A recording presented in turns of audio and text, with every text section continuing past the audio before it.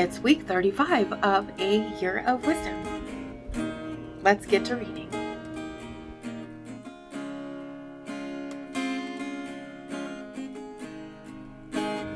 Day 245. Job 2.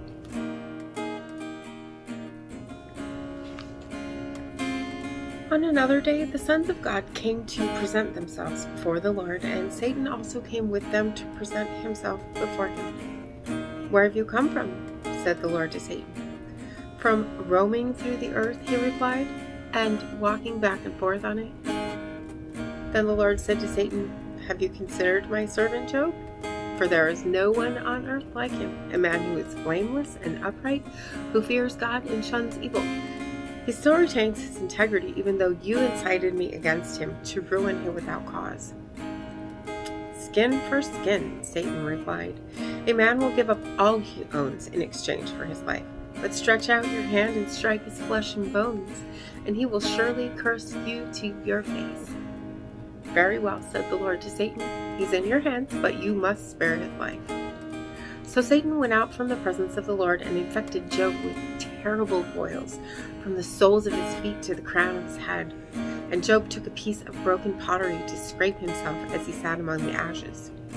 Then Job's wife said to him, "Do you still retain your integrity? Curse God and die."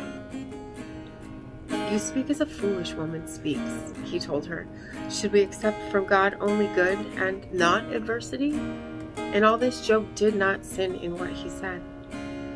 Now, when Job's three friends, Eliphaz the Temanite, Bildad the Shuhite, and Zophar the Naamathite, heard about all this adversity that had come upon him, each of them came from his home, and they met together to go and sympathize with Job and comfort him.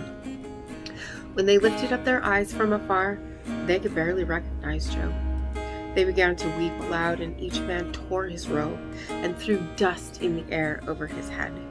Then they sat on the ground with him for 7 days and 7 nights, but no one spoke a word to him because they saw how intense his suffering was.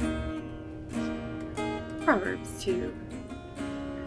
"My son, if you accept my words and hide my commandments within you, if you incline your ear to wisdom and direct your heart to understanding, if you truly call out to insight and lift your voice to understanding, if you seek it like silver and search it out like hidden treasure, then you will discern the fear of the Lord and discover the knowledge of God.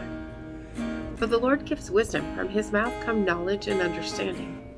He stores up sound wisdom for the upright. He's a shield to those who walk with integrity, to guard the paths of justice and protect the way of his saints. Then you will discern righteousness and justice and equity, every good path. For wisdom will enter your heart, and knowledge will delight your soul. Discretion will watch over you, and understanding will guard you, to deliver you from the way of evil, from the man who speaks perversity, from those who leave the straight paths to walk in the ways of darkness, from those who enjoy doing evil and rejoice in the twistedness of evil, whose paths are crooked and whose ways are devious. It will rescue you from the forbidden woman, from the stranger with seductive words, who abandons the partner of her youth and forgets the covenant of her God. For her house sinks down to death, and her tracks to the departed spirits. None who go to her return or negotiate the paths of life. So you will follow in the ways of good and keep to the paths of righteousness. For the upright will inhabit the land, and the blameless will remain in it. But the wicked will be cut off from the land, and the unfaithful will be uprooted." Ecclesiastes 2. "I said to myself, 'Come now, I will test you with pleasure, enjoy what is good.' But it proved to be futile. I said of laughter, 'It is folly,' and of pleasure, 'What does it accomplish?' I sought to cheer my body with wine and to embrace folly, my mind still guiding me with wisdom, until I could see what was worthwhile for men to do under heaven during the few days of their lives. I expanded my pursuits. I built houses and planted vineyards for myself. I made gardens and parks for myself where I planted all kinds of fruit trees. I built reservoirs to water my groves of flourishing trees. I acquired manservants and maidservants, and servants were born in my house. I also owned more herds and flocks than anyone in Jerusalem before me.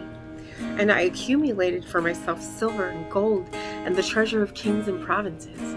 I gathered to myself male and female singers and the delights of the sons of men, many concubines. So I became great and surpassed all in Jerusalem who had preceded me, and my wisdom remained with me. Anything my eyes desired, I did not deny myself. I refused my heart no pleasure, for my heart took delight in all my work, and this was the reward for all my labor. Yet when I considered all the works that my hands had accomplished, and what I had toiled to achieve, I found everything to be futile, a pursuit of the wind. There was nothing to be gained under the sun. Then I turned to consider wisdom and madness and folly, for what more can the king's successor do than what has already been accomplished? And I saw that wisdom exceeds folly, just as light exceeds darkness. The wise man has eyes in his head, but the fool walks in darkness. Yet I also came to realize that one fate overcomes them both. So I said to myself, the fate of the fool will also befall me. What then have I gained by being wise? And I said to myself that this too is futile. For there is no lasting remembrance of the wise, just as with the fool, seeing that both will be forgotten in the days to come. Alas, the wise man will die just like the fool. So I hated life because the work that is done under the sun was grievous to me. For everything is futile and a pursuit of the wind. I hated all for which I had toiled under the sun, because I must leave it to the man who comes after me. And who knows whether that man will be wise or foolish. Yet he will take over all the labor at which I have worked skillfully under the sun. This too is futile. So my heart began to despair over all the labor that I had done under the sun. When there is a man who has labored with wisdom, knowledge, and skill, and he must give his portion to a man who has not worked for it, this too is futile and a great evil. For what does a man get for all the toil and striving which he labors under the sun? Indeed, all his days are filled with grief, and his task is sorrowful. Even at night his mind does not rest. This too is futile. Nothing is better for a man than to eat and drink and enjoy his work. I've also seen that this is from the hand of God.